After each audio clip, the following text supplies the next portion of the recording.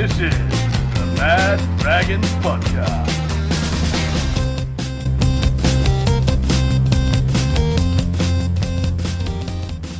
Well, g'day, ladies and gentlemen, and welcome to Hook the Hook Tuesday as Anthony Griffin finally gets sacked. And while this is a day of celebration for many Dragons fans, it's important to recognise that Anthony Griffin was not the only problem at the club. And many more things will need to change to get the club back to somewhat acceptable results.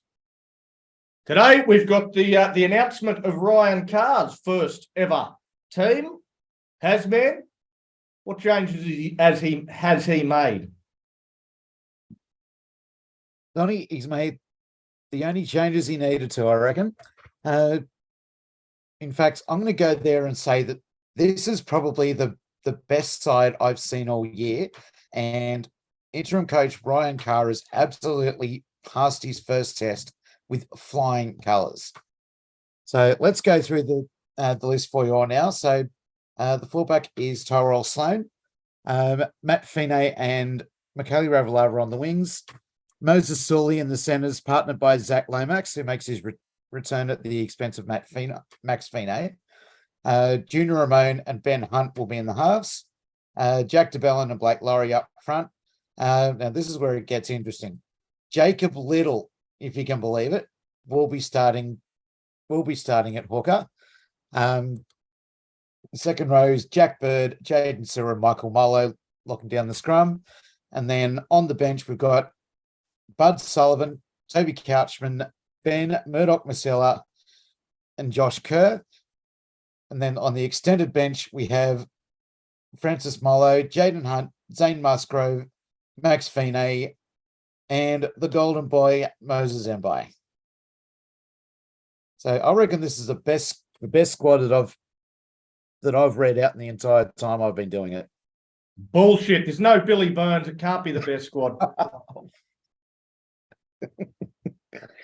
Well, get used to that sight because I don't think you'll be seeing Billy Burns anytime soon. If we don't bring back my boy Billy, we deserve this. Donny, you got a better chance of Mbai coming back in than Billy Burns. I can tell you that now. I fucking hope not. Surely Billy Burns is better than Moses Mbai has, man. Oh, bullshit. Yeah, no, it's nice to see so many smiles on faces. Hopefully, after Friday night, we've similarly got some smiles on our faces after beating out the Roosters. All right, we don't actually, with the late start due to the fans forum, we don't actually have a Roosters fan on tonight, but we'll still go into this segment, and Big T can take us through our opposition.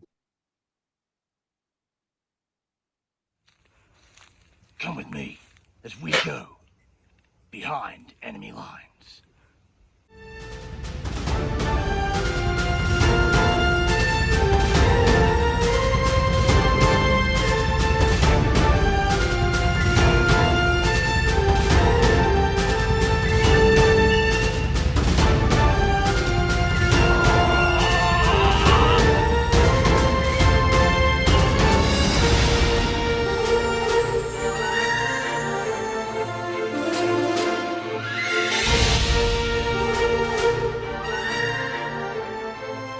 Well, g'day, Dragons fans. I'm Big T, and this is Behind Enemy Lines, round 12. We haven't got a guest today, but I'll just run through the Roosters team for you. We have Teddy at the back, Allen and Polo on the wings, Suwali and Smith in the centres. Swalihi, I apologise, Swalihi. Kieran Hutchison in the halves, Waria Hargraves, Brandon Smith and Collins up front. Butcher, Tupanua and Radley locks the scrum. On the bench, we've got Turpin, Butcher, Crichton and Lodge. Sandon Smith is the 18th man and Clint Robinson is the coach. Yeah, well, I've got a few questions for you boys. We haven't got a Roosters fan on, but I'll ask you some. Anyone wants to take this?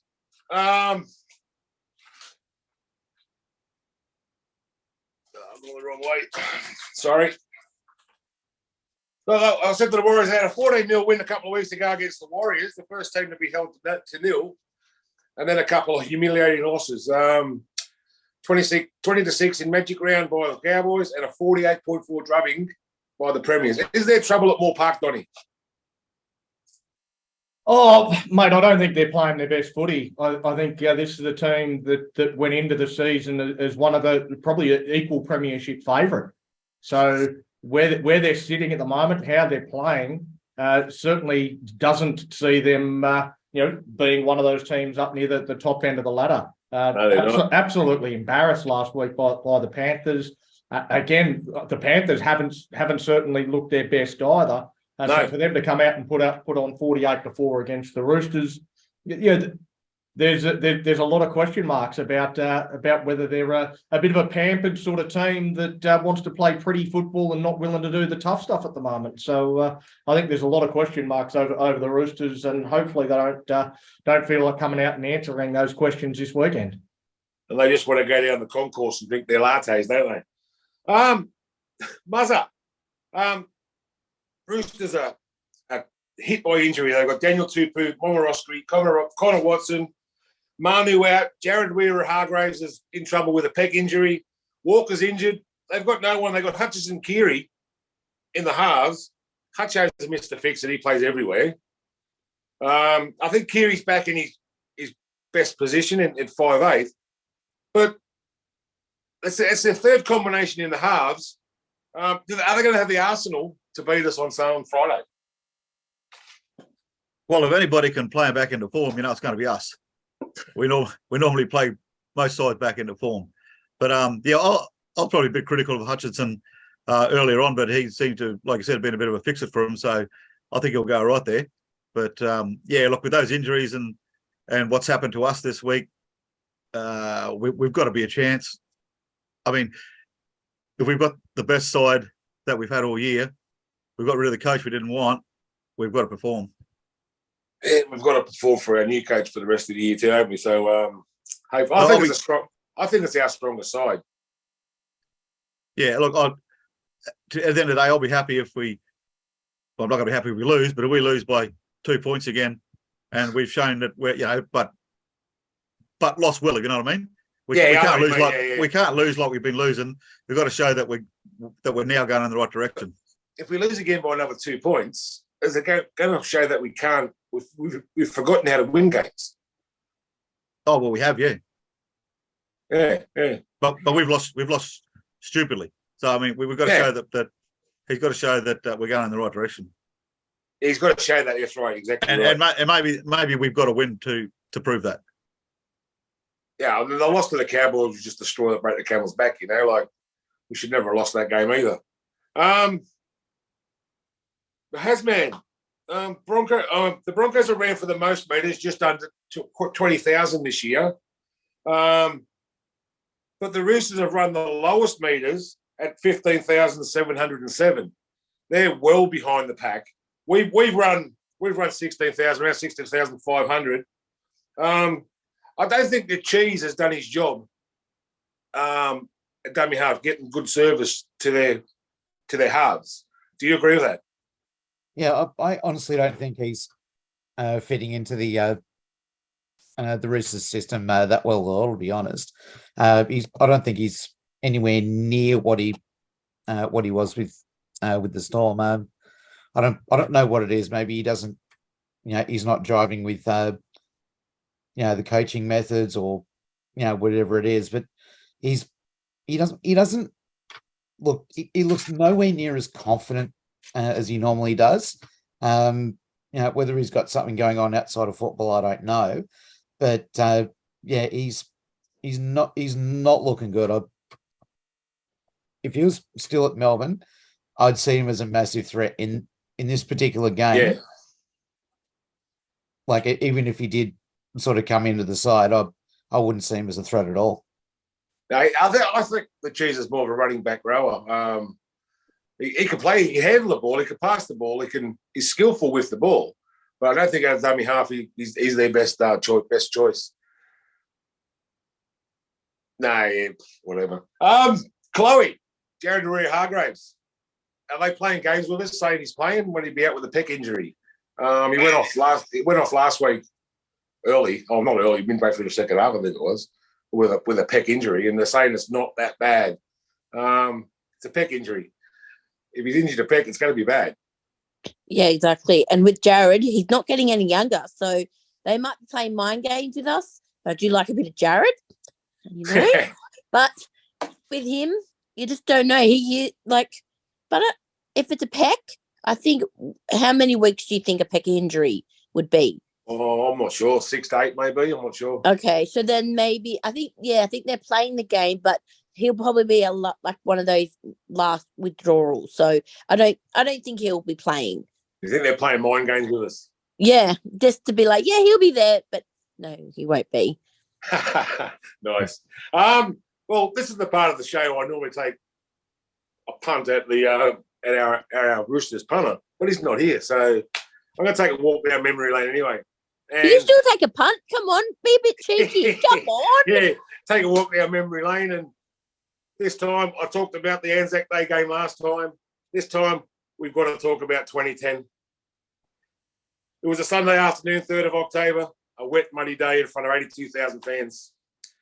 8 minutes in after a controversial decision by Jeff Eunice. I love that man. It was a great decision on the day. The ball was definitely kicked into the in goal, and Jamie Soward caught on the full. Try, Gasnier. Dragons 6-0.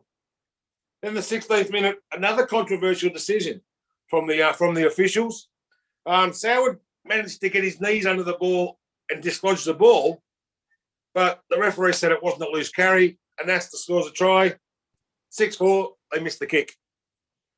4 minutes later, the Roosters take the lead. My hands were in my head at this time. Bo Scott made a mistake. The Roosters picked it up, scored the try through Mitch Orbison. Roosters 8-6. They missed the kick again. Todd Carney, maybe they should sack him. They did, didn't they? Oh, yeah, that's right. They did sack him.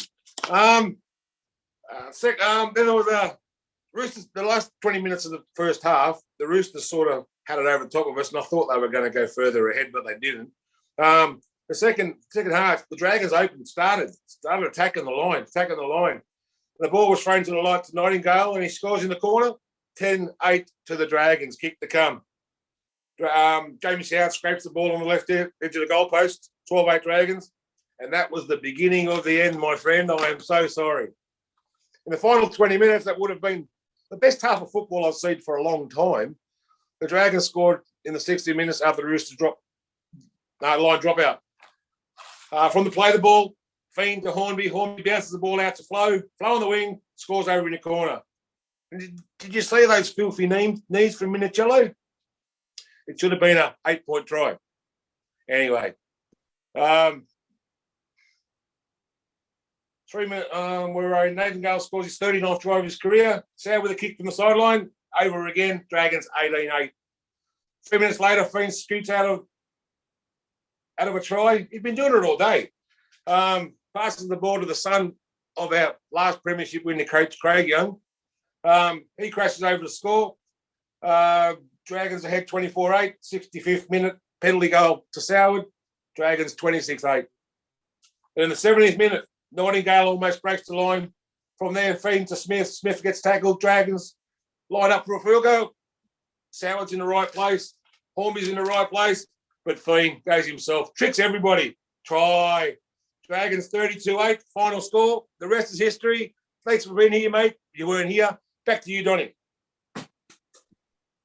Fantastic, mate. It's always great to have a look back at 2010, but I might do the job of the Roosters fan here, mate, and chop in with what's happened since that 2010 grand final win over the Roosters. Now, we've played the Roosters on Anzac Day 12 times. Well, sorry, just Donny, that's where I go. The rest is history. Out. See ya. You don't need to get a reply. I'm still giving the reply. So 6 wins, 6 on Anzac Day. So we've done all right on Anzac Day, but outside Anzac Day.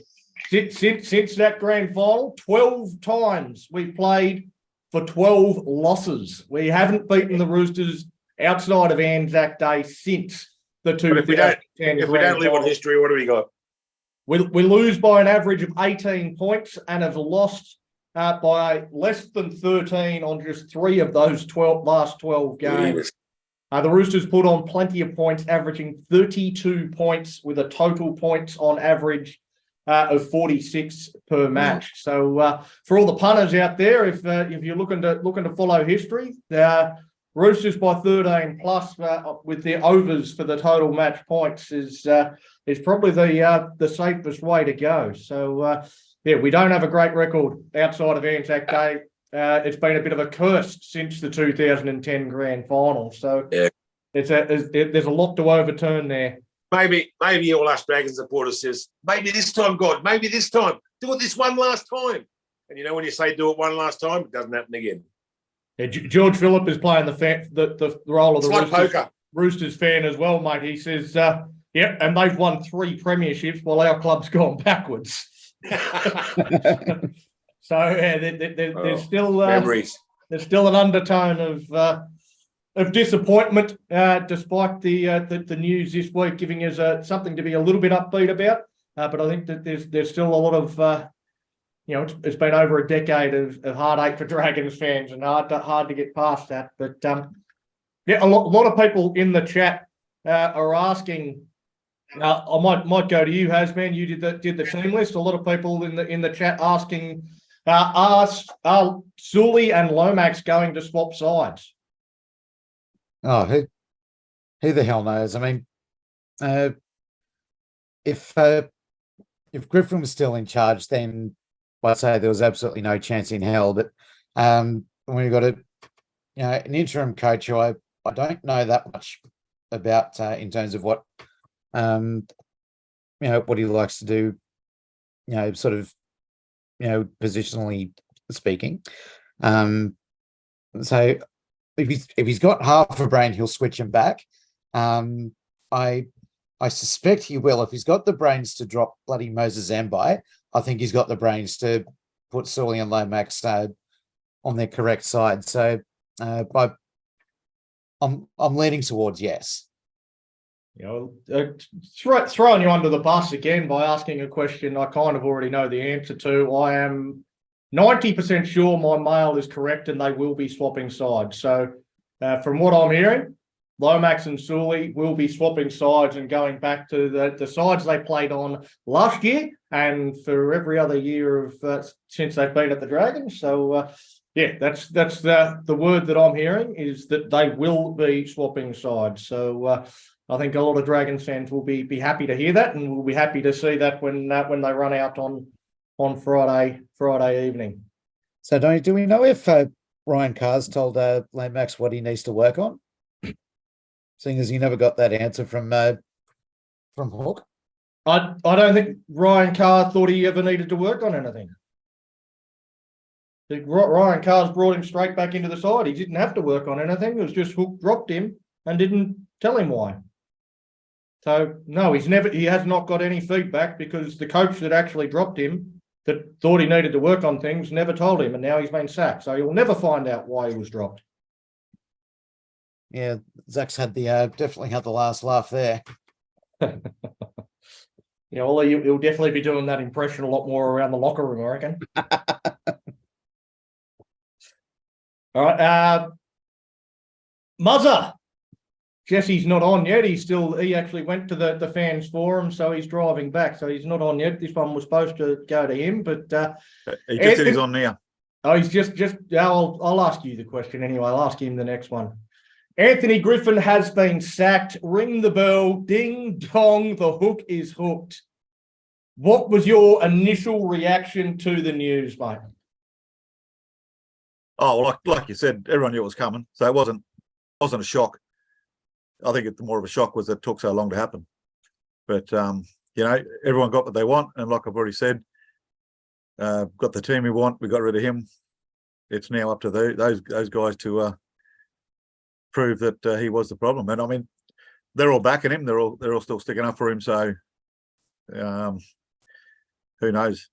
I just hope that they can get behind it and show that was a part of the problem. I mean, you've got you got this bloke coming in and pretty much doing what everybody else is saying that they wanted to happen in the last 6 weeks. What is it? Why is it taken for a coach to get sacked for it to happen? For the payout, maybe? I don't know. Yeah. There's a few people saying that he wanted the payout, but does he ever want to work again? I think if you ever want to work again, then you put your best foot forward and you try and do everything you can to put the best performances you can out on the park. If you win 6 games in a row and they still sack you, then you probably get another job. But if you're losing 6, 7 games in a row after being poor for 2 years in a row, that's the end of Hook's career. So yeah, and I said that a few weeks ago, but I think after that Buddy debacle last week, I just doubted myself to his reasoning. Well, that was one thing that was kind of addressed at the fans forum, where they said, well, that was a coaching decision on the day.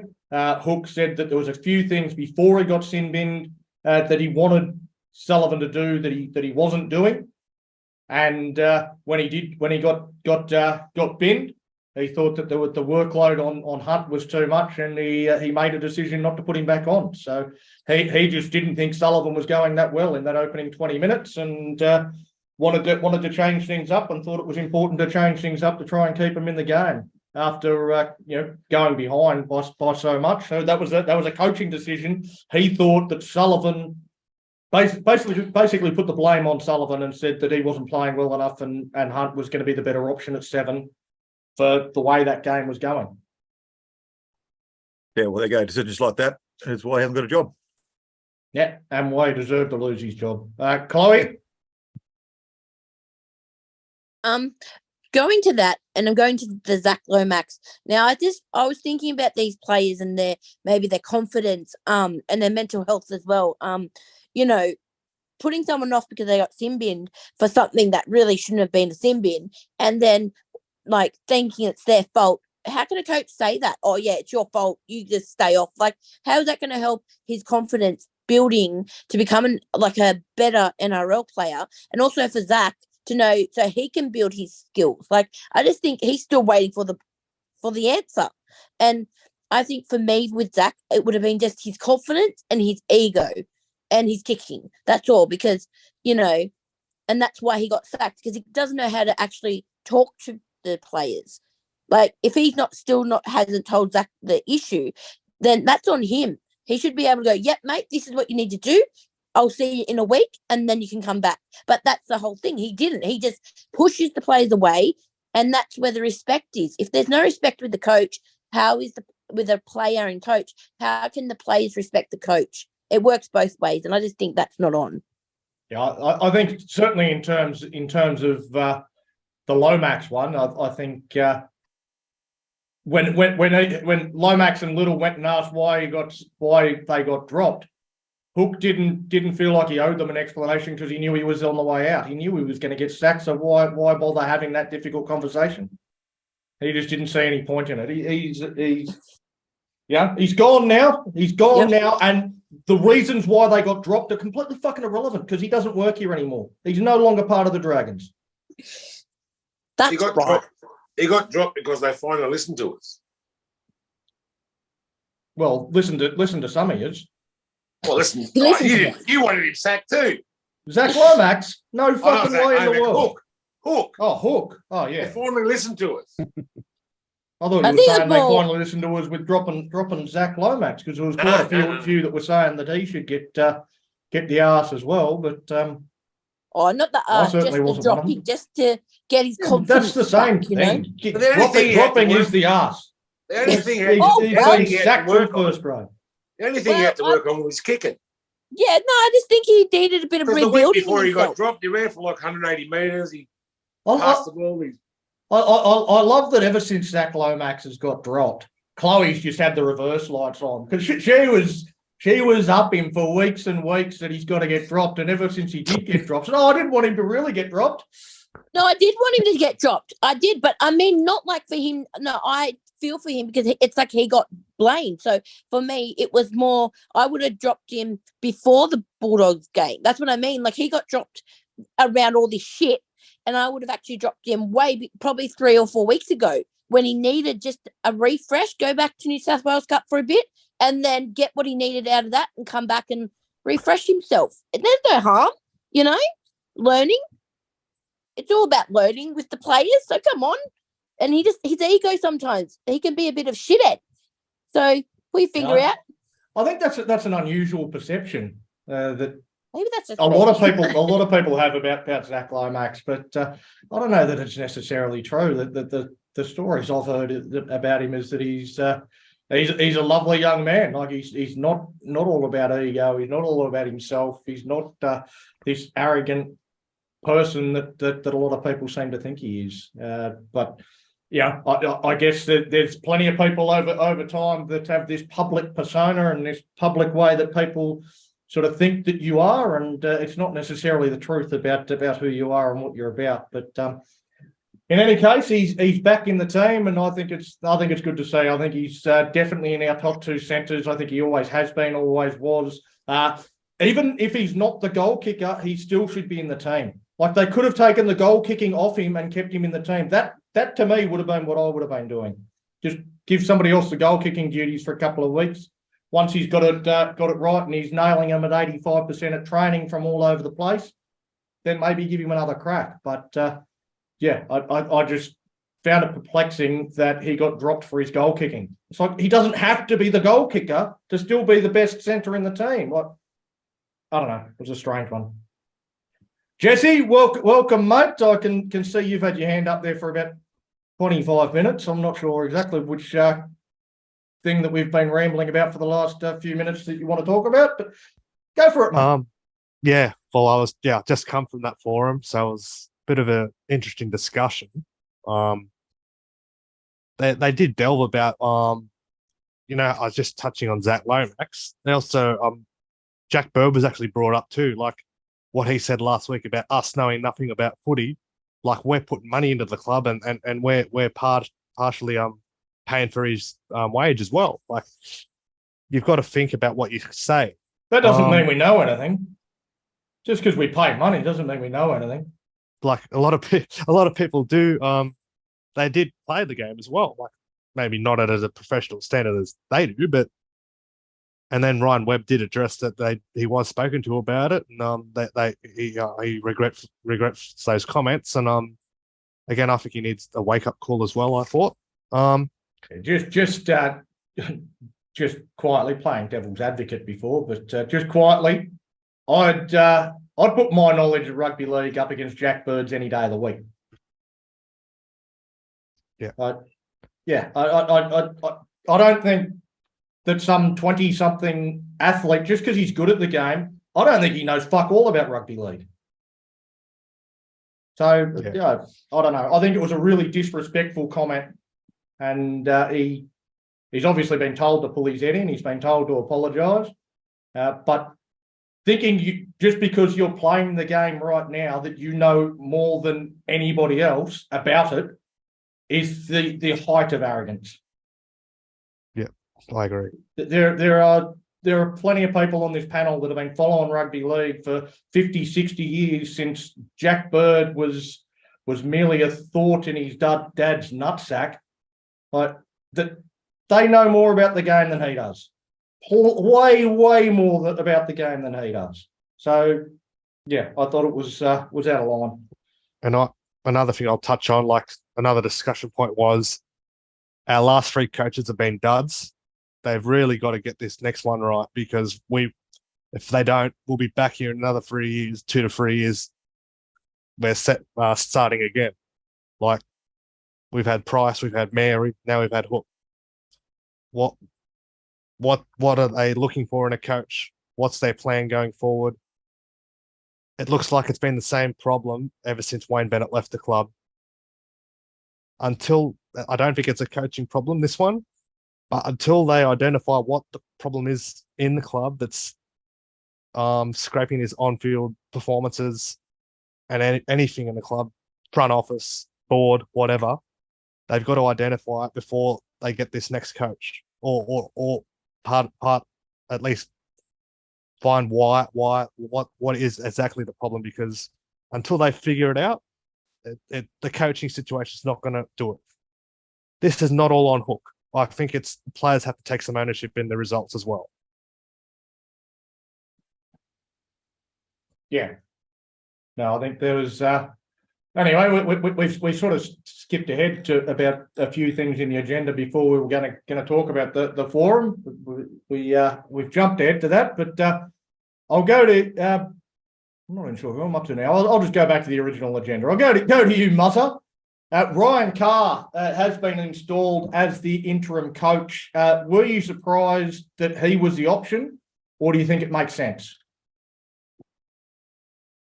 Oh, well, not normally the assistant coaches put in as interim coaches, so it did sort of make sense. I don't know a lot about his background, to be honest, so I can't really comment on what he's going to bring to the team, but certainly wasn't a surprise.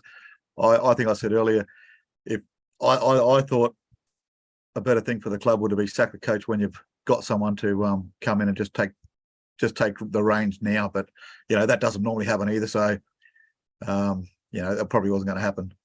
But yeah, look, as in a shock, no, certainly wasn't a shock. I don't know whether people thought it might have been him or Wolf, but I don't really know enough about either their background or their abilities to take the team forward. But we can just hope that they can do a good job and the players can get behind them. Yeah, well, I'll just give people a bit more information about our new coach. Carr was a West Tigers junior who he played with the West Tigers originally, then went over to the Rabbitohs and was expected to fight it out with Adam Reynolds for the vacant halfback jersey at South, left by Chris Sandow. But unfortunately, injuries ruined any chance he had of putting pressure on Reynolds, and effectively ended his career very early without him ever playing in the NRL. He moved into a coaching role with South before moving on to coach at the Sharks, but his first real job in coaching was only in 2018 when he took over as the Canberra Raiders New South Wales Cup coach. He took the Mounties to the finals in his first season, and then took off and headed over to England. Got a gig as a head coach in the English second division for the Featherstone Rovers.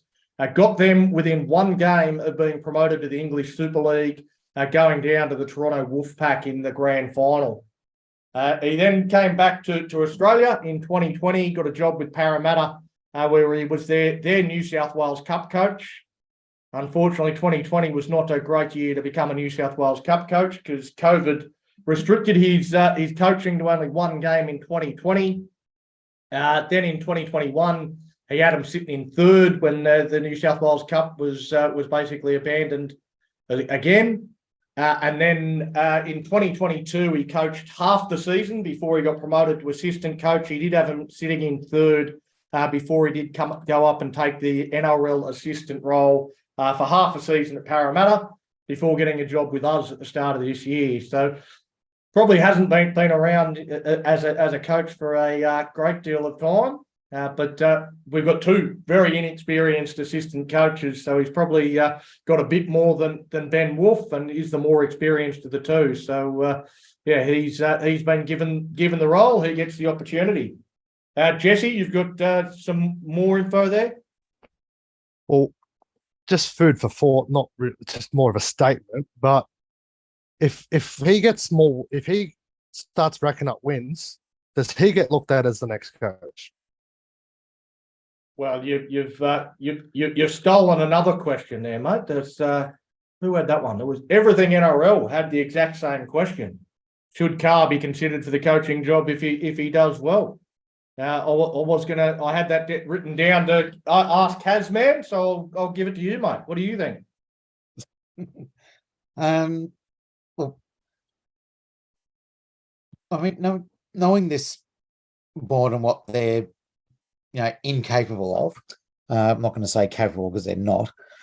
I honestly don't think they'd be looking at him. I think they've got their two or three candidates in mind. They're not going to go outside of that, no matter what Carr does. But well, you never know your luck. So we'll see what happens. But all things being equal, no, I don't think he will be considered, regardless of unless he gets us in the top 8. I don't think they'll even give him a second look. To me, it depends on when they announce the next coach. As Muzzer said, he wouldn't have been sacking the current coach unless they already had a new coach lined up. So if they announce the Dragons coach for 2024 tomorrow or next week, then Carl's got no chance. If it's 3 months down the track and he goes the next 3 months undefeated, then maybe they start to rethink things and he becomes an option. But I think it's ridiculous having this conversation right now. He has coached 0 games. We have done nothing. We could lose every game for the rest of the season. Let the guy coach first and see what happens. So we'll have this conversation after we've won 5 in a row. Having it now just seems a little bit silly to me. But anyway, one thing that I did find interesting though is it is pretty early in the season. It's round 12 of a 27 round season. There's still 14 games to be played this year. Do you think that's too long for an interim coach to be in charge? No, I don't think so.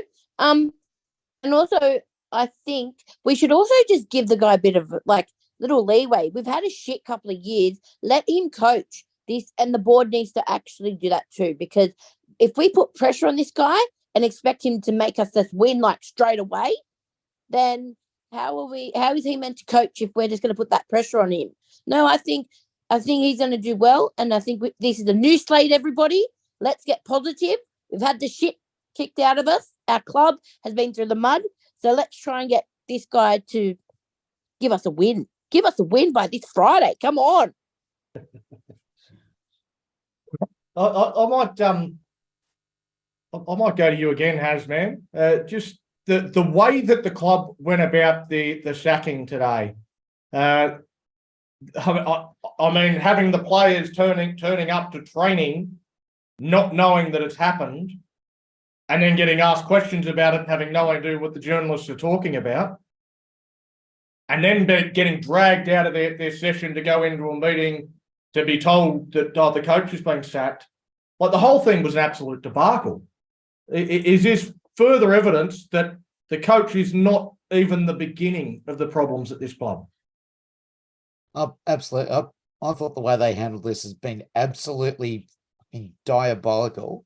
I mean, there was supposed to be 8 Dragons players fronting the cameras for the media session that they do regularly, and it ended up just being Jack de Belin and Ben Murdoch-Masila show up, who were basically peppered with questions about what was going on with Griffin. They had no fucking idea. The media fucking knew more than they did, unless they were just putting 2 and 2 together, as you intimated in the chat before the show. But I mean, where the fuck was, where was Ryan Webb? Where was, Ben Harron? Where was fucking Andrew Lancaster? What the fuck were they doing? Why weren't they in front of the cameras answering these hard questions? Yeah, well, they were eventually, but I guess they got to do it in their own time, whereas the players got ambushed. They had no idea what was going on. They just turned up to a normal day at work and got slammed with this. Again, it was just terrible, terrible planning from the club. They knew they were going to do it. They could have done it well, got it done, got it announced, got it out there, got the players before they turned up the bloody training, and let them know what was going on. And then, as you say, the leaders of our club should have been the ones to go out and then front the media and do the press conference, not throwing a couple of players under the bus that have just found out and have no idea why, have no idea what's going on. They can't answer any of the questions that the journalists have got. A horrible handling by the club. Horribly handled. Jesse? Yeah, they sacked Hook. Like they said, Hook was driving out before 8 o'clock this morning. So they made the decision really early. Andrew Lancaster was the one sitting down with him, letting him know of the decision. And then Hook was driving off, obviously no mood to talk to anyone.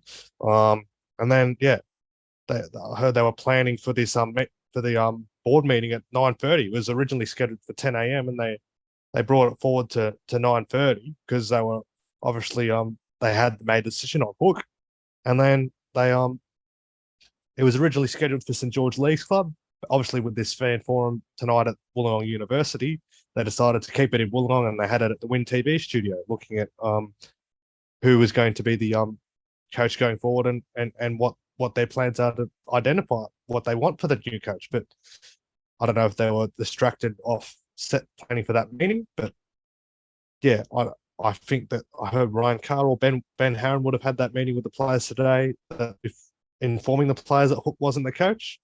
But yeah, that was after they'd already been accosted by the media.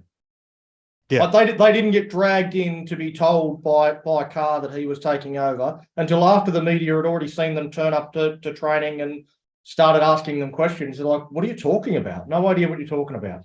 Like, that hasn't happened so far as I know. The players had no idea. Yeah, Jack DeBell had said, like, he saw Hook driving out of the ground. He thought Hook was just going down the road to buy coffee. And that was actually him driving out of Wynn Stadium for the final time. Yeah.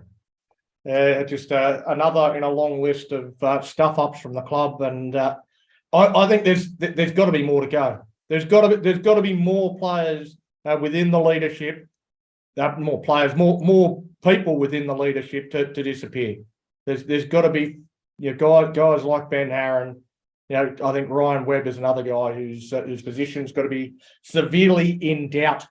But Big T, Peter Dowse has got to be the absolute fucking first one to go.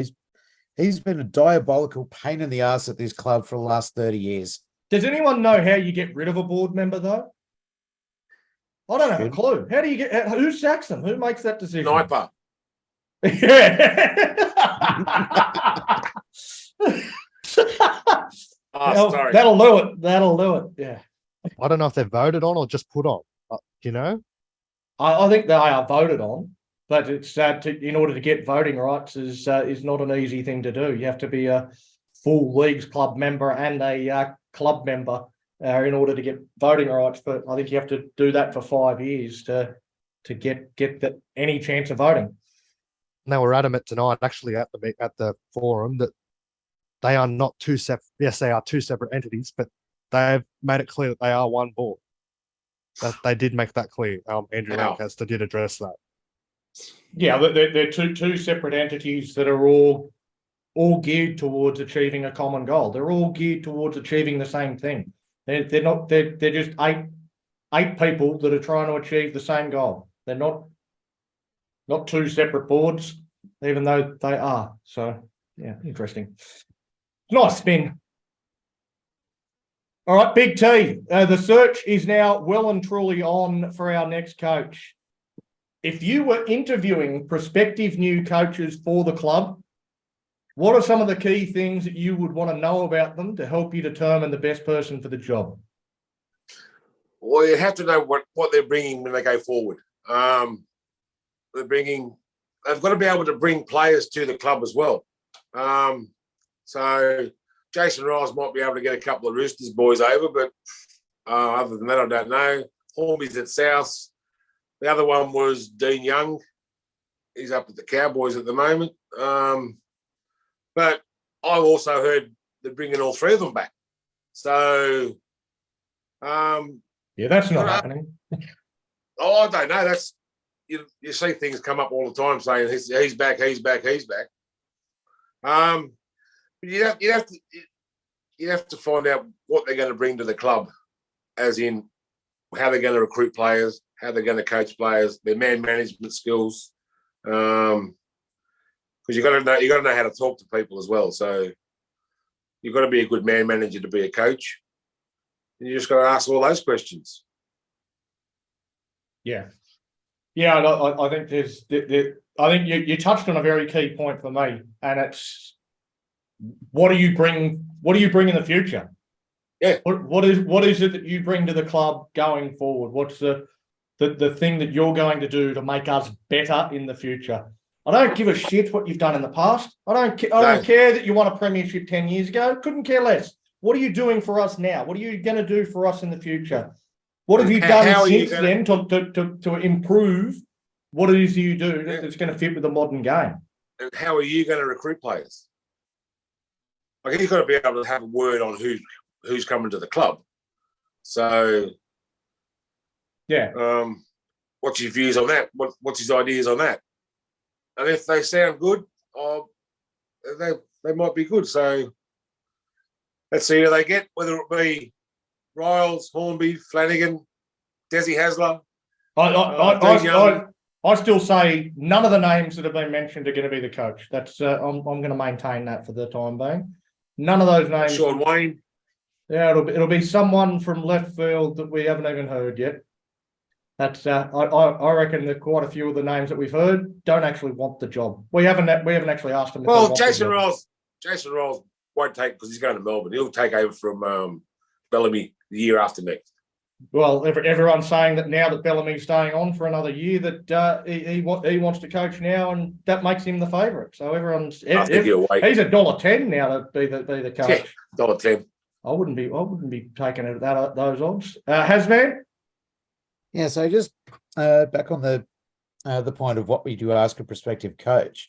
One question I would probably add to that is, how confident do you feel in telling the board to fuck off and let you run the football team? I knew that was going to be a good question. Yeah. Yeah. Well, I don't know. Is the board going to ask them that though? Does the board want somebody to tell them to? But and again, that was something that was raised at the fan forum. Someone said, "Oh, how much involvement does the board have in picking the team and instructing the coach on how they want the team coached?" And Lancaster said the board has absolutely nothing to do with that.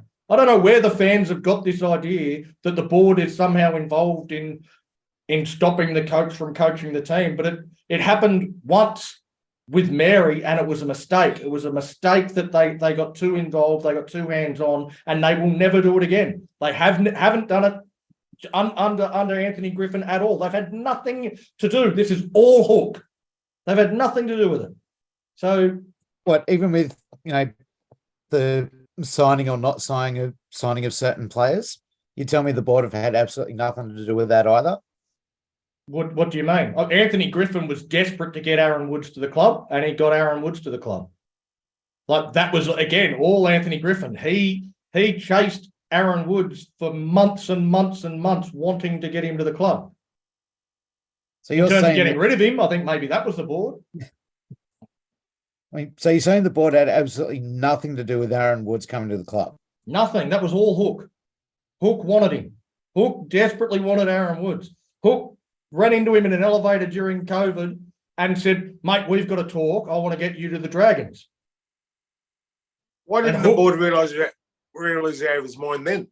What about Moses Zambai? Yeah. Who was in charge of bringing him over? Well, clearly Hook loves Moses Mbai.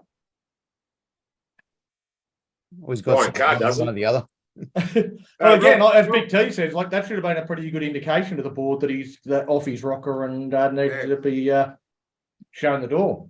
Rob Saguna wants Sir Alex Ferguson. Oh yeah, good. Yeah, nice. Well, once again, I've got some empty cans here, 10 cents. We might need to sell a few of them to get anyone like that. Jesse, you've got your hand up there, mate. And Brian Webb actually did touch on you said at the start of the year. I don't know, he said it in the forum. We don't want to just settle for a top 8 spot. Our goal is to be a top 4 side. Did you see that slide where he had parts in orange, parts in red, parts in green? I saw the whole thing, mate. I was there from beginning to end. What did you make of those?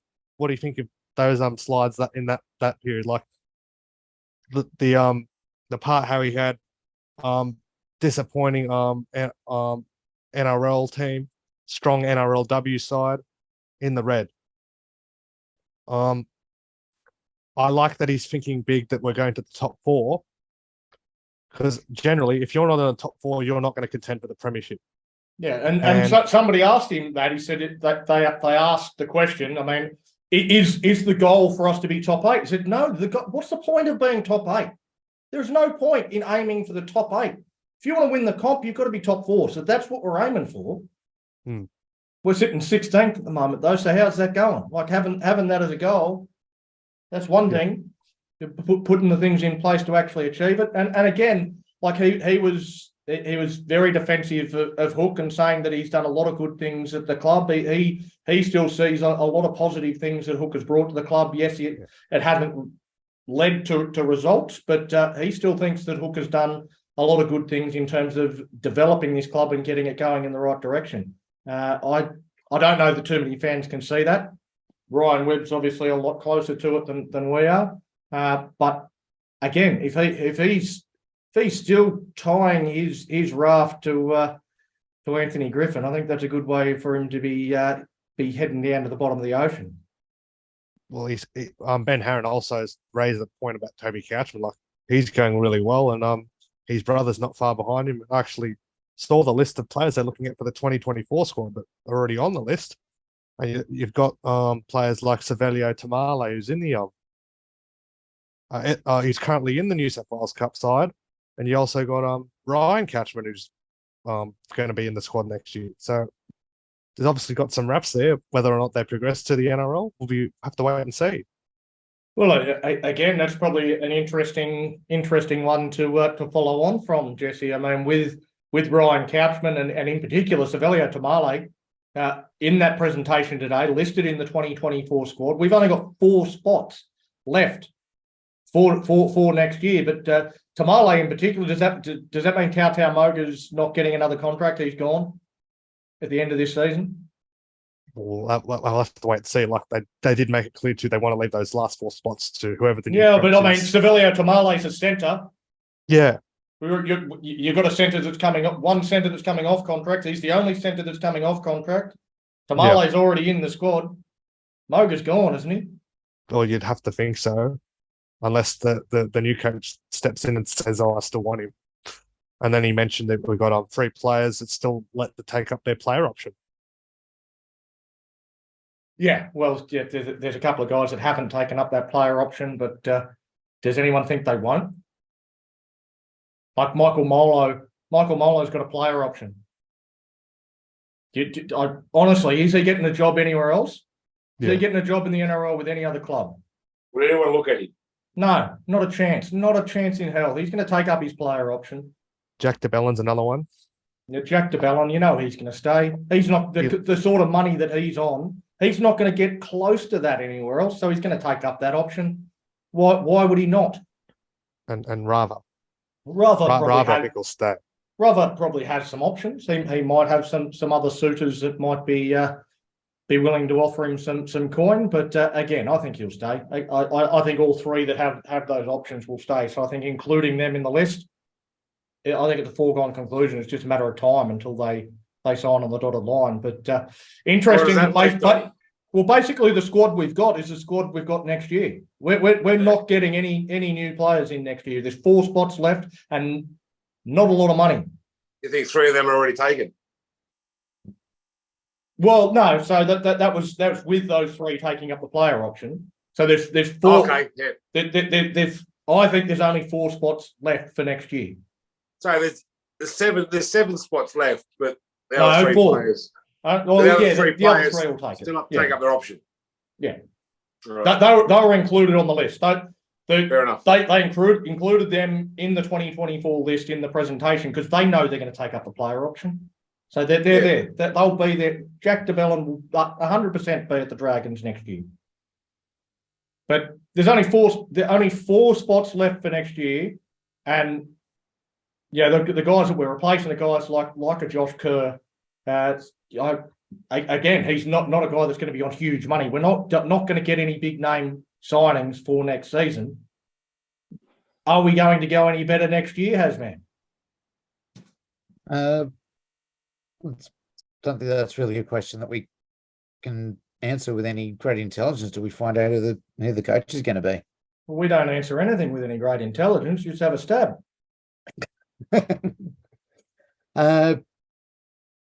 Look, I've heard a couple of commentators who know a lot more about things than I do, which won't be difficult.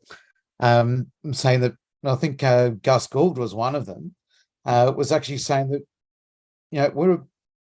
our squad is a lot better than where we're currently sitting. So that would suggest to me that it largely has been a coaching issue, and if we can get the right coach, I reckon we could be right up there, come finals time next year. Yeah, there's a couple coming through. One of the comments, Peter Placidio Veneziano, he says we definitely need a second rower for sure, and I think that's 100% on the money.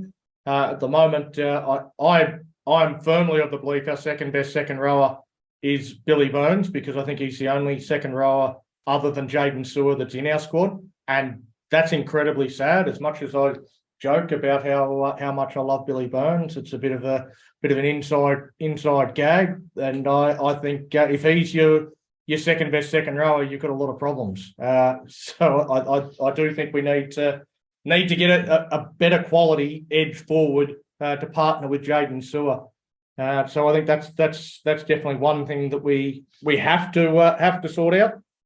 There was another good comment that I saw. Rob Segurna. He says, "What about if Junior Amone is found guilty? Will we get a cap replacement there?" And he'll be deregistered straight away. But I think you're putting a lot of faith in the court system if you think he's going to be found guilty in the next 12 months. This will still be going well into next year. Well into next year. I don't know what's going on with it. I don't know when his next court date is, but these sorts of things, they tend to drag on for 2 to 3 years. Junior Amone will be off contracts by the time he's found guilty or not guilty or whatever happens with his case, I think. So I think, that's gonna be carrying on for a while yet. All right. Jesse, what do you think is the most important attribute for the next coach to have? Experience, new ideas, a premiership, a focus on development, a man manager, a guy with strong values, a person that loves the club? What attribute is it that you're looking for from the next coach? I want a coach that can get the best out of his players. Someone that can nurture players. Knowledge of the modern game as well, like Asmed just said. A player that will put his arm around our younger guys that like Tyros Sloan, like Bud, to say, put an arm around them and say, come over here. We still have faith in you. I actually listened to the radio today, and they highlighted when Wayne Bennett was the coach back in the mid 2000s, when we had success then. They mentioned Jamie Soward. We needed to get him happy, get the best out of him, and Wayne managed to do that. He tucked Soward under his shoulder and said that you're very important to us. We need someone that can do that, and the spray doesn't always work either. Like you see players like Craig Bellamy that do spray. Like spray doesn't really work in the modern game. Like some places, yes, it does work, but you need players that will feel threatened that their spots on the line every week. And it was mentioned in the forum too. Like they need rewards put out in front of them. That they need rewards put in front of them. Like if they play well, they get this week. Every week they should get something to play for. I know they're first grade footballers, but they should have that all the time anyway. But yeah, this coach, I think, I think maybe looking at a 2-year deal, see how he goes, and then just judge him on performances after that. But what we need is someone that will stick up to the board, let him have control, but have some experienced guys around him. Like we mentioned, a head of football, a recruitment. Like if they go down down the road of a rookie coach, like a Riles or a Hornby, they need that man manages to help him out and take a little bit of pressure off him, because stepping up from assistant coach to a head coach, that's a big job. People say I've got to say I disagree with 2 years with you saying that you'd only be offering a new coach 2 years. I think any coach who is willing to accept less than 3 years, I don't want him at the club. They are not committed to improving everything that needs to be improved at this club. Someone that's willing to accept a 2-year contract, they are just coming for a cash grab. That there's no way a new coach can come in and fix everything that needs to be fixed in 2 years.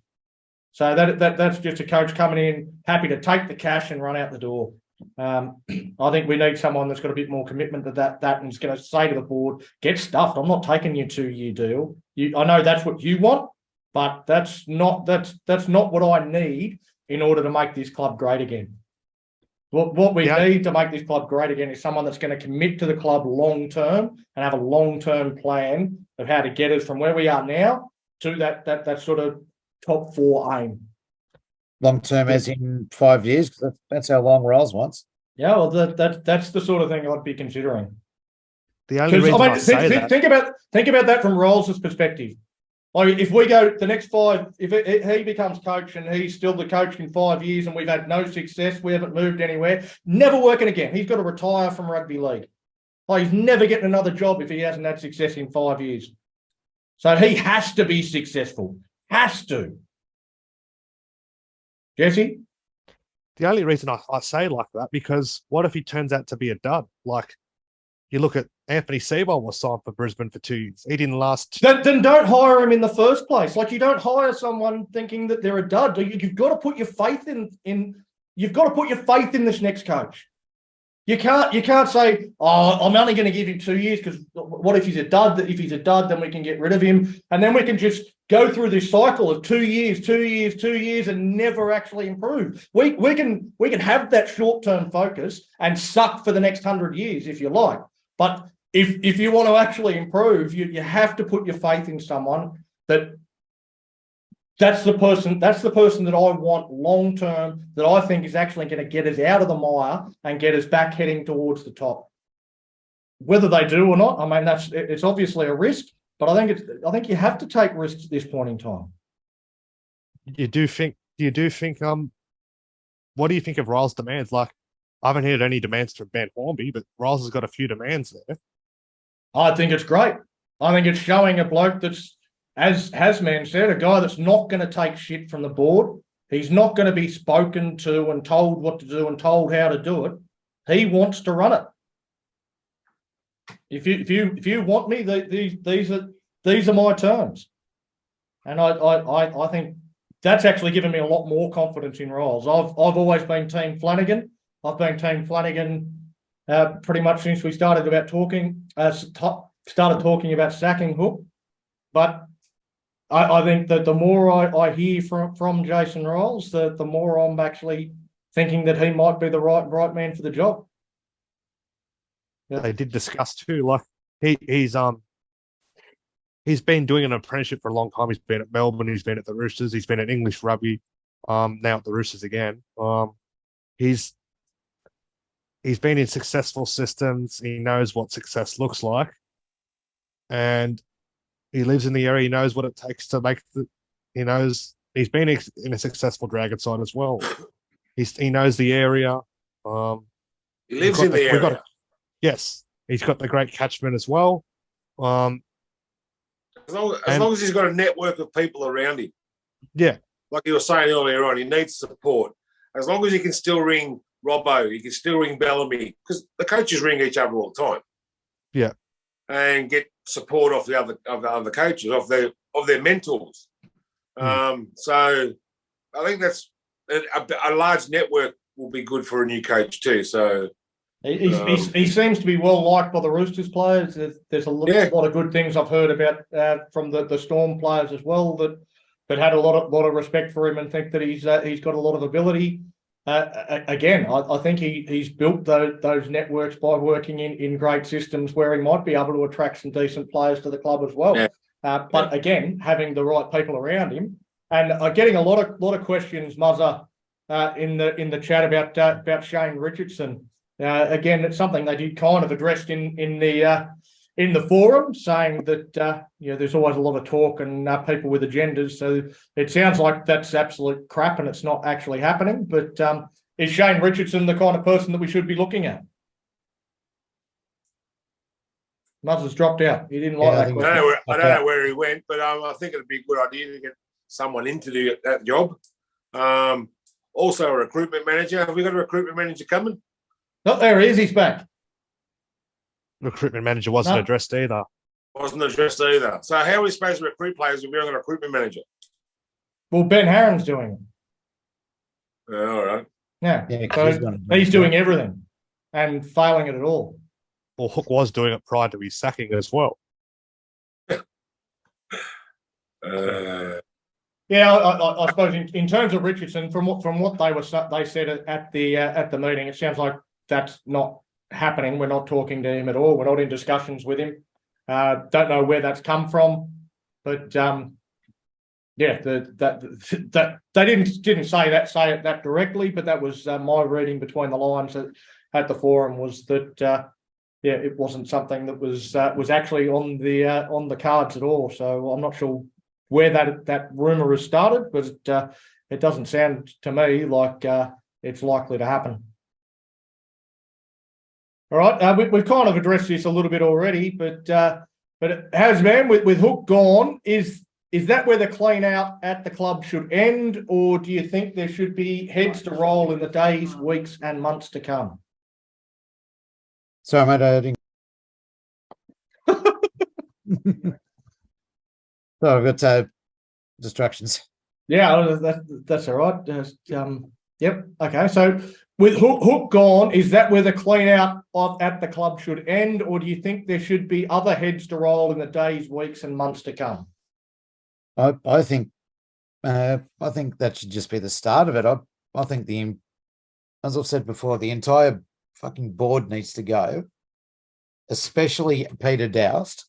He's got to be the first person I get rid of. I think Ben Harron's got to go. He's been absolutely useless. I think there's a few players that we should probably, tap on the shoulder as well. Moses Zambai and Dudley, but it's just a name too. Stir in the pot.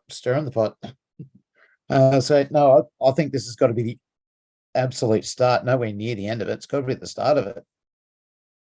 Yeah, as I've sort of intimated a couple of times, I think the coach is just the beginning of the fallout that needs to occur with this club. I think there's a bit more to come. Chloe, you're at the fans forum as well. We haven't heard a lot from you in terms of what were your thoughts on the fans forum? What were your takeaways? The key things that you actually got from today's meeting? There's lots of things I took. It was a lot to take in because I was hearing a lot of things and how the excellence thing is like behind and they're hoping it'll be done by 2025. I just like to hear because of what's going on in our club, it's nice to know how what they're doing and maybe if a brand new board Peter Doust was our CEO, maybe he can I don't know why he's still there. I thought he left. So if the board's split in half about the coach and stuff, I was a bit worried about that too because they didn't seem to really tell us about our new coach or who they want. It's still up in arms. So yeah, it's just who's that next person? And they kept talking about how they want us to be in the top 4 side. How, like you said before, we're in 16th, and we don't at the moment. I don't feel like we're going to be in the top 4 this year. So it's okay, but what else can the players do to make that top 4? But yeah, it was very interesting questions, and I was just listening. Yeah, I thought that there was a lot of generic answers. I think that there was a lot of questions that allowed generic answers too. Like a lot of the questions weren't very specific. They kind of went round and round in circles in terms of why you're passionate and or why you're upset and all that sort of stuff, but didn't actually ask a question. So, you know, I think with some average questions, we got some average answers. It allowed them to sort of put the spin on it and say those sort of high level kind of conversations that don't actually tell you anything. I thought that there was a lot that didn't get answered. Jesse, one of the things that I was, you know, obviously I was watching online. There was only about 50 odd people there, they reckon. So 13,000 members, only 50 of them showed up to Wollongong for this event, which is obviously a pretty disappointing turnout. Don't know how many were online on Zoom, but they took one question from Zoom. I'd have to imagine there was 1,000, 1,500 people watching on the Zoom link. They took one question from the people on Zoom, and all the other questions came from the 50 people in the room. Like that was pretty poor form. Which just like if you're on Zoom, you don't matter. I don't know. Like I saw Matt Elliott he had cue cards in his hands, like from questions from people. I don't know if they got all. Doesn't look like they got to all of them. Like, there was, well, you saw there was a heap of random questions too from supporters there. But yeah, there was actually about 60 people, but yeah, it was still piss poor. Like there was still plenty of empty seats there in the lecture room. Yeah, it was disappointing. Like, but Matt Elliott did highlight before we went to air, like, you're here because you really care about this club. And we heard that bit as well. We heard all of it. Yeah, it was on air, like well before they actually started talking. We could hear background noise and all that sort of stuff. So we heard all of that stuff from Matt Elliott as well. Yeah, one of the fans actually pointed that out. Like it was disappointing. The turnout. One of the questions was about the Lomax and Blocker mocking Hook last year on the Fletch and Hindy show. That they did. A lot of people raised eyebrows at that one because that was clearly, most people saw that as a joke, and then they took it way too seriously. This bloke, the way he was rambling on, I thought, and yeah, I thought that was clearly because they were on the Fletch and Hindy show. They were just trying to get a laugh out of it.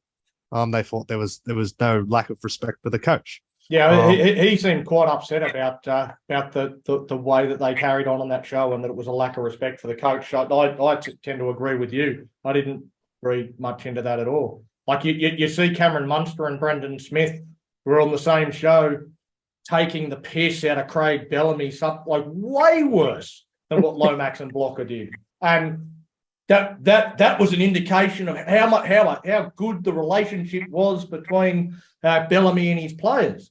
That they were comfortable to have these sort of jokes in public space, but our blokes do it and it's disrespectful. And I thought it was the same way. I don't think they were winning, Donny. That's always the difference, isn't it? You get a bit more leeway when you're actually winning games. Yeah, when you're not winning as a games, player, things it doesn't change your personality. It doesn't change the relationship you have with your coach. You've still got to have more respect for your coach, so you improved under a good coach. And if they're taking the piss out of him, they're not respecting the guy. I apologise for my opinion, but that's my opinion. No, you don't have to apologise for it. No, but you've got to be in a winning position to take those. Take those initiatives, take those liberties. I think we were losing at the time and we weren't improving, we weren't getting better, and they're taking the piss out of him. There's no respect. There's no respect there for the coach at all from those two. Yeah, I disagree. I thought that it was having a laugh the same as any other player would. Whether you're winning or losing, I don't think should change the way that you can joke around and have a laugh. Like I think it's a fan perspective. I think it's fans. They're putting that on the players. I don't think that was the case. I at do all. understand your view, and I thought it was funny. It It was very funny. It was funny, but I'm talking about taking liberties when you haven't earned them. Yeah. Do you have to earn having a laugh? I don't know. In some situations, I think you do. Yeah, Muzzer. Yeah, no, I agree. They're just taking the piss. I was just going to butt in there before when we were talking about showing no respect, but I don't think it's a respect thing either. Whether you win or lose, you've got your rapport with your coach or you haven't, I think. I mean, did you see that thing? I think it was last year. Brandon Smith filled up fucking Bellamy suitcases with freaking big rocks and made him carry him to the fucking stairs. That shit's funny. Yeah. Yeah, but personal attacks aren't really. All he was doing was impersonating it. It was freaking hilarious. I think Hook would have found it hilarious. But we don't know what he thought. And he did at the time. I reckon he's done it in front of Hook a few times before he's gone on the show and done it. Ben Harron did address at the time they weren't happy with it, but they did admit it after it all happened. But again, people have seen it, and then it's not going to change because it's already happened. Yeah, I thought that was overblown. But yeah, I thought a lot of the questions in the forum, they'd ask a good question and then they talk for another 25 minutes, so everyone forgot what the good question was. Yeah, well, there has to be a better setup for it. But I need some podcast training. Exactly. Maybe they should come to the Mad Dragon and we can teach them how to ask some more succinct questions. All right. Well, we might break things up and we'll go in and see how much knowledge our fans have got.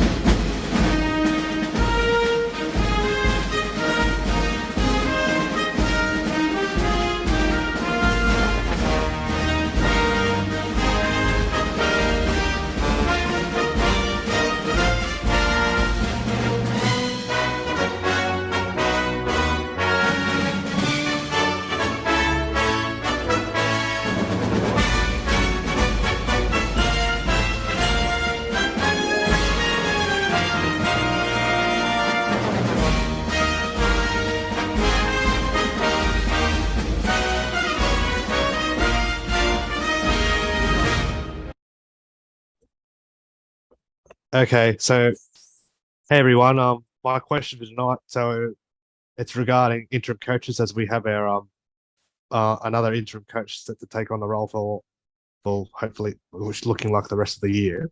But so it's regarding interim coaches. So we've had 2 interim coaches in our time since the joint venture started in 1999. So I want to know, what were the results of the last 2 interim the 2 interim coaches we had in their first game since taking over from the previous sacked coach. So what were the results, if you can name the score and the result of the game, whether we won or lost? So we've had 2 interim coaches. Can you name the 2 results and the scores? Yeah, fire away in the comments. One of them's a little tricky in terms of trying to think who was the interim coach who took over between coaches. It's a little bit of a trick in there, but if you can remember who the coaches were first of all, that might be a good place to start. All right. Well, we're waiting for a few answers to come through. Who were the 2 interim coaches that the joint venture has had? And the results that they had in their first ever game. So, So Peter Placidio Veneziano says Dean Young and Mary. That's correct, yes. Yeah, so they were the two coaches. How did they go in their first game? So obviously Mary's a little bit of a trick one because he ended up, he started as the interim coach, but then was obviously appointed as the full-time head coach. But how are their results in their first games?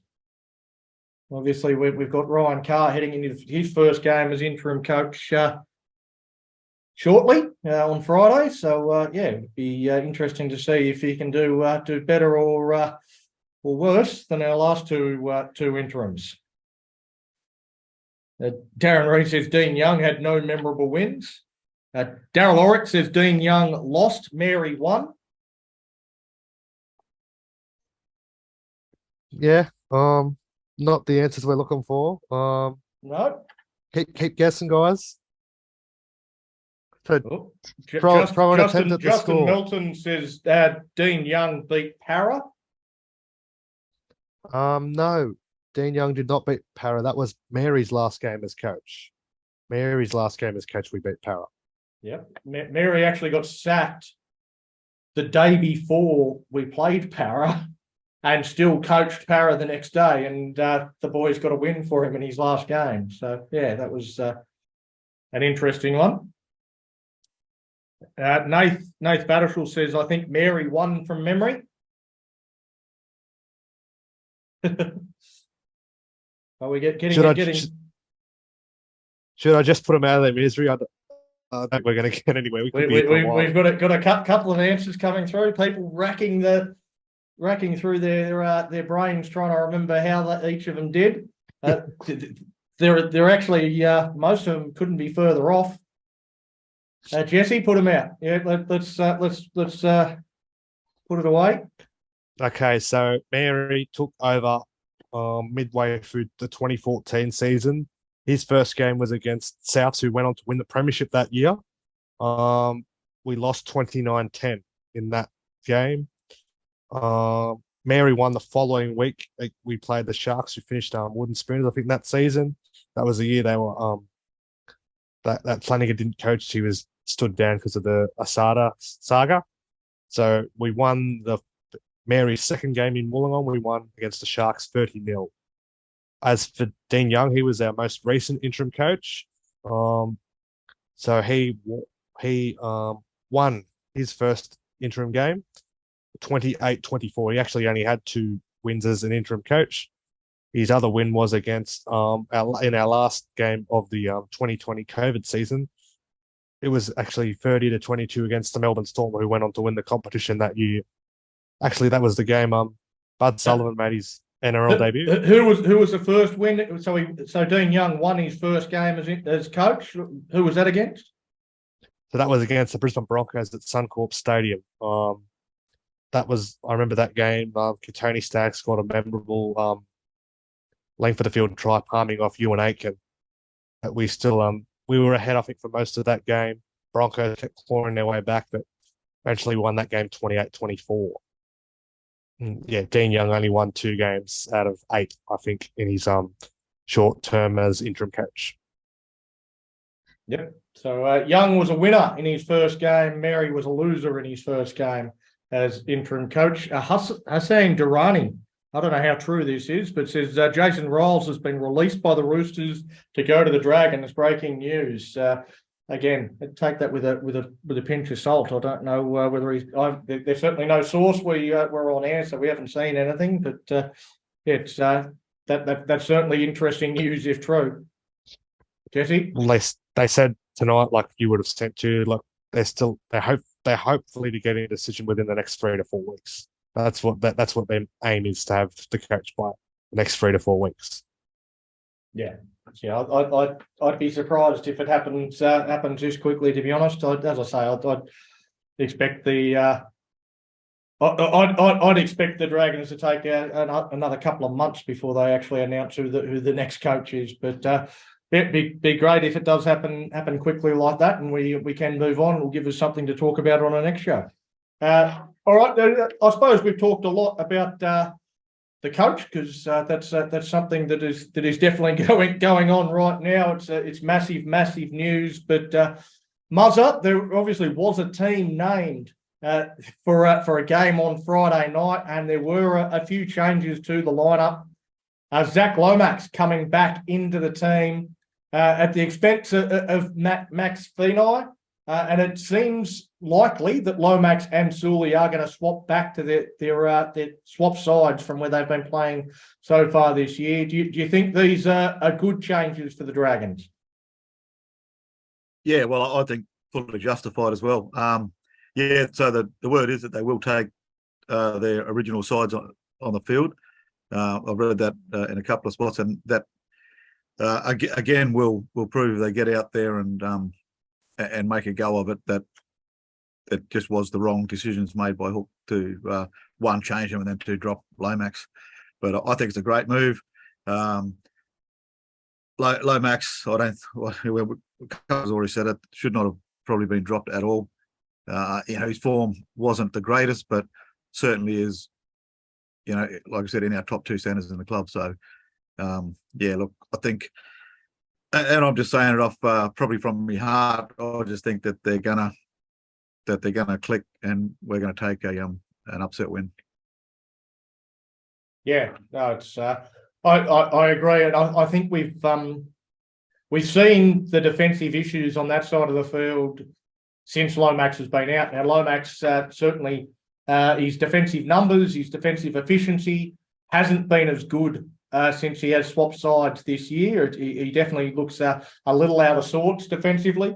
But after watching the last couple of weeks without him, I certainly got a lot more appreciation for the job he's had to do in protecting guys like Junior Amone and even Matt Feeney, who I've been surprised by how average he's been defensively since we've seen him next to his brother, because I didn't think he was quite that bad, but I thought he's been pretty poor.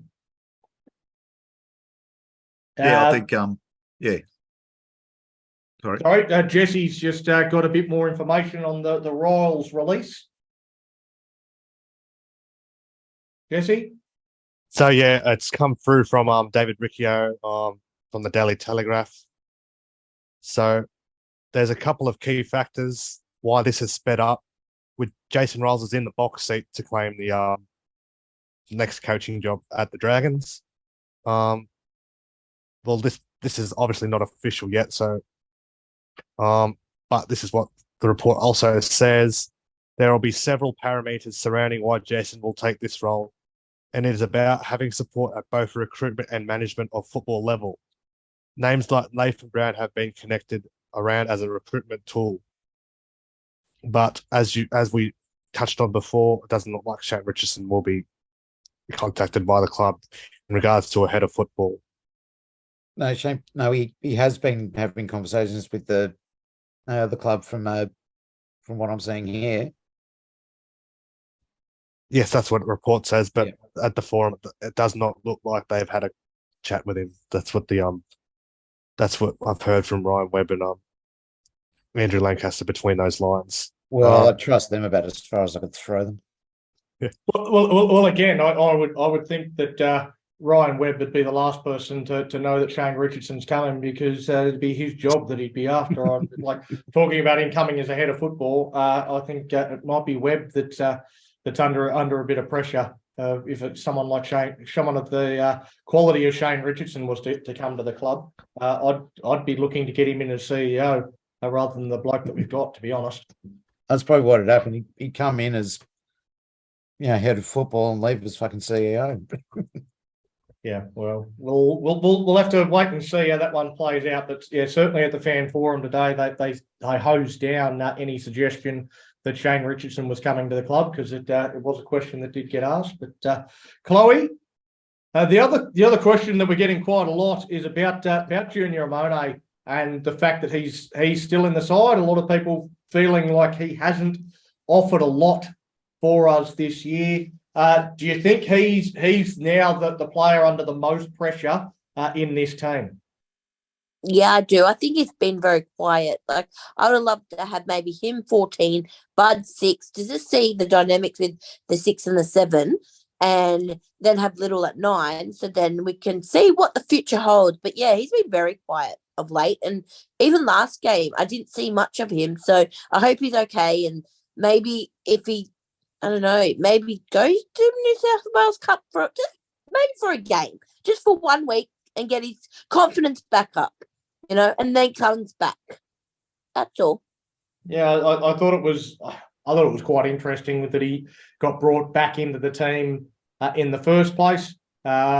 Watching him a couple of games in the New South Wales Cup, he wasn't going that well. He was starting to maybe build at that level, but certainly wasn't dominating that New South Wales Cup competition. And I didn't think Bud was going too badly in the sticks. So I thought it was strange that he sort of came back into the team. And now seeing him in first grade for now the last half a dozen weeks or so, I'm still scratching my head as to what he's doing to maintain his spot there. He does look a little out of sorts. He certainly hasn't looked like breaking a game open or creating any semblance of opportunity. So I think he's struggling a little bit. He's down on form, down on confidence, and could do with a little bit of a spell down at a lower level to get back to where he was at the back end of last year. Obviously, he's had the distractions. And we were allowed to refer to them as personal issues nowadays, according to NRL 360. So he's just got some personal issues, as does Junior Amone, and maybe just needs to deal with them. Hasman, one of the other big changes to the side is the bloke named in the number 9 jersey, Jacob Little. Surely they'll make a late change and bring Moses Mbai into that spot. No chance in hell. I reckon you could bet the house on the exact same 13 that's been listed will take the field against the Roosters. There will be no changes unless someone goes down at training beforehand. Yeah, I don't think Ryan Carr is going to be stupid enough to bring anyone in to replace Little, least of all Moses fucking Mbai. No, not going to happen. Yeah, Moses Mbai started half back and Junior Amone moved to 9. That's the change, the late changes I'm hearing. Really, I heard before he left, Phil was actually thinking of swapping Mbai for Tyrell Sloan. Well, it's always a possibility. I suppose one of the other big questions, Big T, is around the lock position. Michael Molo's been named at lock once again, but there's, I suppose, a couple of different trains of thought as to who the lock should be. Not too many in the Michael Molo camp, and they're either Jack de Belin should be the lock or Jack Bird should be the lock. Do you sit in either of those camps, or are you happy with Mickey Molo?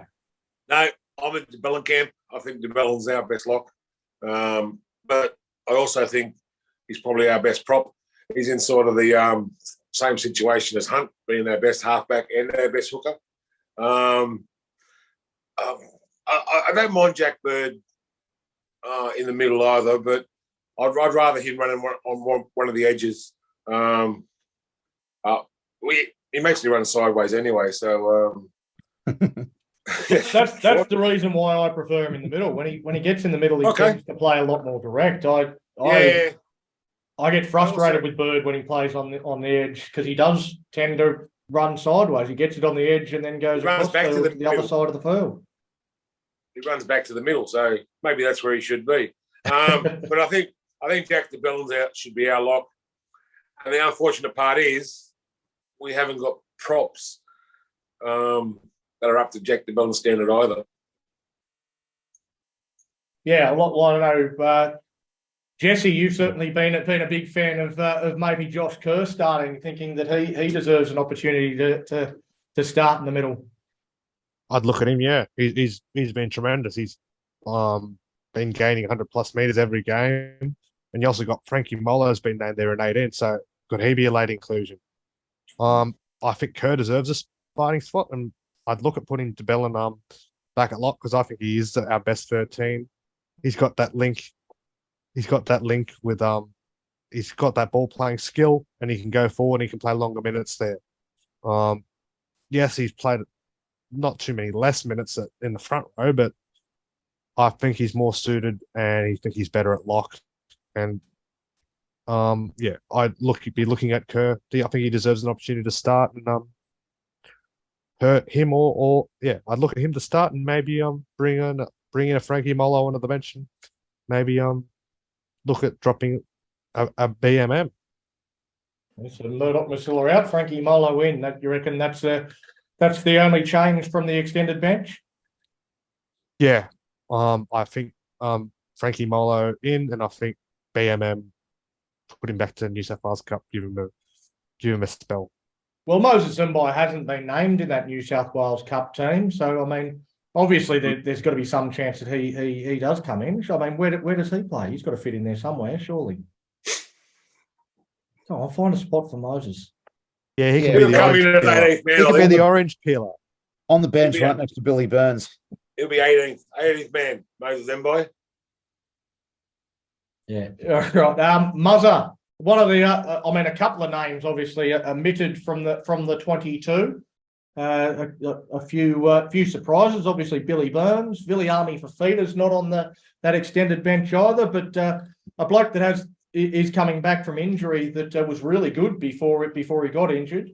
Tau Moga. He's named in the New South Wales Cup team. Are you a little surprised not to see Moga at least in this 22 somewhere? Only because he was in there before he got injured, I guess. But with the players that he's bringing back, I'd probably expect him to be in reserve grade. And I mean, like I said last week, regardless of we know what he did when he came back after we all bagged him, but myself, I'd probably expect him to be there. Yeah, absolutely. All right. There was a viewer question. Where was that? Rob Saguna. Rob Saguna had the question. Chloe wants to know: will Ben Hunt want to leave for next season with Hook being sacked? Oh, that's a good question. Well, if he does, then all the best to you, Ben. You did what you could at the Dragons. I know you got a close relationship with Hook. It was exactly like Wayne Bennett and Darius Boyd. And if you want to go, just go. Because if you're not happy where you are, then off you go. Even though you played your 300th game the other day, mate, you know, just don't be selfish. And if you want to leave, just leave now. If you want, I'll be happy. See ya. But no, it's up to him, really. I don't know. But does he have that's what I want to know. Does anyone have an inside scoop about this, like his ordeal? Yes. Ryan Webb said at the forum today, and he's been interviewed today, said there's no clause. There is no clause. Ben Hunt is not going anywhere. There's no chance Ben Hunt is leaving. Okay, more smoke and whistles again, but let's just see. Let's just see, guys. Okay, give Ben Hunt the benefit of the doubt. But yeah, if he wants to leave, see you, and we try and get someone else. Let's see. And you know that seems to be a growing opinion. It was certainly the person that asked the question. Again, he asked if Ben Hunt was likely to leave, and then he spoke for another 15 minutes as to what his opinion is, and that he thinks Ben Hunt should leave. And by the time he finished, I'd forgotten what the question was. But Ryan Webb managed to keep it together in his head, and did say that there's no get out clause. No one has a get out clause that's linked to Hook, including Ben Hunt. Ben Hunt is quite happy to stay. There's no issue there, and he's got another 2 years on his contract at the end of this year. According to him, there's no chance that Ben Hunt is leaving. But Ryan Webb doesn't know that he's leaving, so you know, maybe he doesn't know at all. Yep, that was the only question that we had from that came through from the viewers. So we might move quickly into this next segment.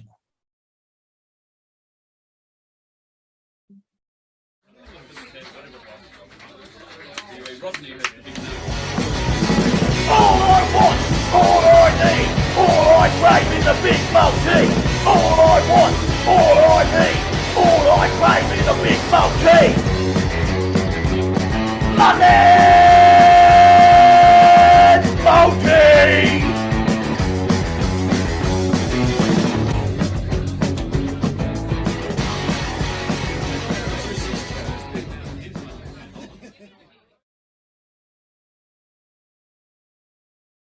Yeah, it gets me every time. That intro, every time. Okay. First of all, I just want to start by saying if Muzz's Multi was a football team, we'd be the Dragons. If that football team had a coach, that'd be me. The Mad Dragons podcast team would be the directors, the board, telling me that they've got my full support and that I'm here for the long haul. So with all You got those, one leg last week, mate. 1 out of 4. Yeah. Yeah, cheers. Okay, But pretty depressing, I know. the last leg that was paying $2.07. So. Oh well. But I've got the full support of the board, so we'll keep going. I expect to get sacked next week after the Roosters game. But here we go. I'm going to start off with the Broncos Penrith game with Taruva going over at any time into the Rabbitohs Eels game. Latrell Mitchell, who's just on a bit of a hot streak at the moment. He might crash over for a couple, but I've got him for any time. Sharks at -9.5 in that game, and then Bulldogs and Gold Coast. I think Reid Marnie's is due for a try. That's just one there to boost up obviously the odds. But just quickly on the proceeds. Obviously, if we do end up winning, go to the family of league. And I mentioned something on our chat there about Big Sam Bacco is in hospital up here in Cairns, apparently in an induced coma from an episode or an incident of what happened there. So his wife has started a GoFundMe page. So if we do get a big win up here in one of these there, I know it's not part of the family of league, but there's some way that we can try and help these guys out too. The big fella had a big impact in the game back in the 80s, and it's sad to see him like that. So hopefully we get one up and we can help some of these guys out. Sam Bacco, an absolute legend of the game. Again, obviously a Queenslander. I think it was the first 3-game series that he got man of the match in 2 games or something. And he won. He had won a few man of the match awards in state of origin games. Big Sam Bacco, I seem to recall. But just an absolutely wonderful player, and a bloke that I enjoyed playing when he wasn't playing for Queensland, wasn't playing against the Dragons. But very very sad to hear that he's struggling. And as you say, anything we can do to hopefully raise some money. Hopefully we can get this multi across the line and donate a bit of that straight to the GoFundMe page for Sam Bacco. And any help that anybody else can give us, we'll put the link to the GoFundMe page on our page as well later on tomorrow. So if you want to chip in and help out, then I'm sure that'll be very much appreciated. Can we get this multi out to the players and tell them to give me a bit of a hand by fucking scoring? I said a nice story today, Donny, about a rugby league player got motor neurons to see Rob Burrows, and Kevin Sinfield just pushed him on the Rob Burrows Leeds marathon, pushed him all the way, and then for the last 5 metres, he picked him up out of the buggy and carried him across the line. I thought that was lovely. Rob Burrows was a good player. Those two former teammates, and obviously got a I thought it was a lovely story that I read, that I've seen, and good on him. It was a good thing to do. Yeah, no, I did see the video there of that one, and it was quite moving scenes, and it was it's something that I'd love to see a little bit more acknowledgement about in the NRL. That obviously it's a story that's well known over in England. Yeah. It's not something that is spoken about a lot by NRL fans. But or commentators either. Yeah. Muzzer. Yeah, just want to retouch on that again, just with especially the Sam Bacco one and others. And I did see a couple of comments mention that something about these ex-footy players should have heaps of money. They've got to remember some of these blokes played in an era where the money wasn't there for them. They retired with nothing. It's not as if because they're a footy player and they're in a bit of need that they've got all that money. You know, it's not always the case. They didn't come from an era. You know, they missed out on the Super League war and all that sort of crap. And you know, these blokes are just genuine people. You've got a big family, and yeah, I just think seeing comments like that just make me sick. Yeah, but again, I think that's ignorance. Like a lot of people probably wouldn't realise that that guys like that, like Sam Bacco, would have had a day job while he was playing footy his entire career, because he wasn't making enough money from rugby league to do it full time. They weren't full time footy players back then because they didn't get paid enough. So they certainly don't have, you know, given they only had sort of 10-year careers sort of thing, like and made no money from it. They're not the rich superstars of nowadays where they're getting more money in 10 years than you'll earn in your lifetime. These guys were knockabout working class blokes that you know, might be picking up your trash on a Saturday morning or whatever before they went to the footy. So yeah, it was a completely different era in terms of the money and finances involved. So hopefully people do realise that and recognise that and are willing to dig deep and help out when guys like that need it. And that's the reason why Family League exists, is that a lot of these players, they don't have that support after they finish playing, and they've still got a lot of the same issues that come with a career in rugby league.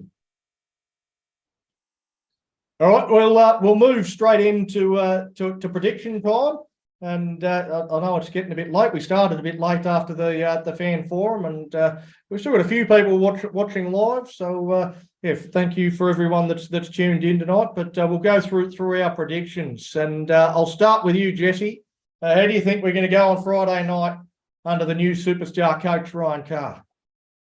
I actually like the team he's named. I like the inclusion of Little, dummy half, and Lomax and Sewell going back to their preferred side. A lot going on at the Roosters too at the moment. I think we can get the win. I think we can get the win in a close one. I think I'll go Dragons by 2. I think there'll be a try from, let's see, let's have a look. I think Jacob Little will get a try at any point of the game, and I'll go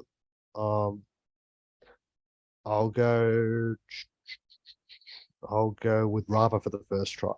I think we'll get a win in a tight one. 2 points. Yeah, all right. Chloe, what's your prediction?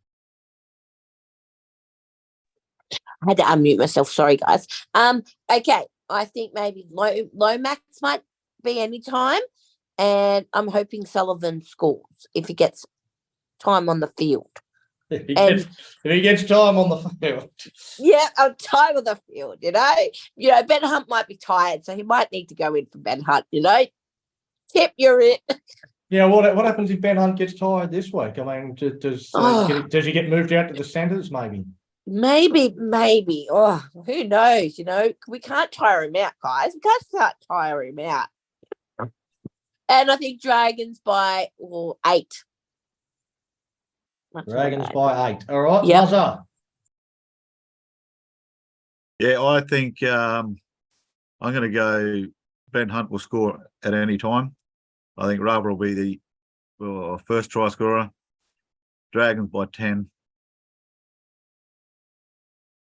Short and sweet. Yep, beautiful. All right, Hasman. I think Lomax will score first. Little will score at some point. And Dragons to win by 6. Dragons by 6. Big T finishes off. Rejuvenated Dragons. Finish us off. That's what I do. I think Moses Sewell. I think Moses Sewell will score the first try. Sullivan try anytime, and I think if it's our chance this time, we can beat the Roosters. We can. The Roosters are very injury riddled. No Manu. Their halves are going to be Hutchison's not a halfback, and Dragons by 12. Oh, you finished me off nicely there, Big T. I finish everybody off nicely. Thanks for that, sweetheart. No, No, I love it. Very nice. All right, no, I think I've got to go with the flow here. I've got to keep it unanimous. I think that the Dragons will break the 2010 grand final curse and will beat the Roosters for the first time since that win. Let's go by the same margin, 32 points to 8. The Dragons getting the win over the Roosters. Zach Lomax with a flick pass to set up Nicaragua for the first try. That I might leave it there. Bring the flick pass back, bring his confidence back, and he'll nail it from the sideline as well. And that'll put us up 6-0 in the first couple of minutes, and we'll really go on with it from there. So I think Dragons fans, for the first time in quite a while, it feels like there's a bit of an energy about. Everybody is feeling it in their heart. The Dragons are back. We're coming, baby. Come on, Dragons fans. Fire up, baby. Fire up. Fire up. Let's get Red behind food, Ryan fire, Carr.